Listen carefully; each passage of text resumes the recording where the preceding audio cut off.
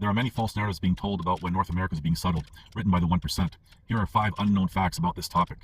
1. The slaves from the transatlantic slave trade were only used by the 1% in North America, those with extreme wealth, something no different than today. Those slaves were sold by their own people from where they came. White slaves were more and more valuable. Haley said, I tried to give my people a myth to live by. 2.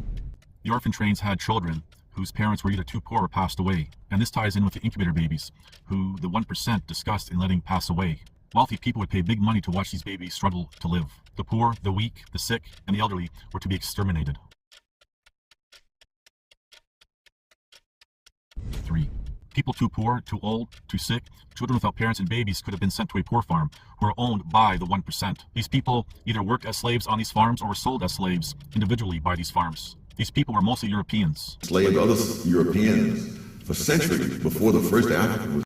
4.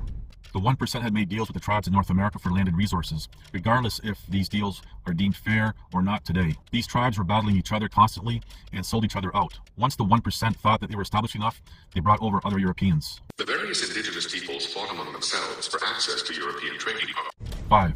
There are residuals in North America of a previous civilization with advanced technology, for example, building structures using stone. These structures were not built by the tribes found in North America by the Europeans. Much of these structures are buried under mud and debris. The 1% has kept this history from everyone for their own advantage. The pattern is consistent. Lower floors that were originally exposed are now underground.